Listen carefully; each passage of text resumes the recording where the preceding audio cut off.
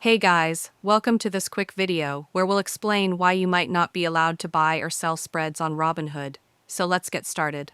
If you're getting an error or can't trade spreads, it's usually because your options level is too low. Robinhood has different permission levels. Level 2 allows buying calls and puts, but Level 3 is required for advanced strategies like spreads, straddles, and iron condors. To check your level, open the app, tap your account icon, go to Settings, then Options Trading. If you're at Level 2, tap Upgrade and answer the experience and risk questions honestly. Robinhood will review your answers and may approve Level 3 access in a few days.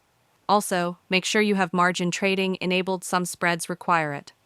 Finally, remember that spreads are more complex, so Robinhood limits access to protect new traders. Once you're approved for Level 3, you'll be able to buy and sell spreads freely. And that's it. Now you know why spreads might be restricted and how to enable them on Robinhood. If you found this video helpful, consider giving it a like and subscribe.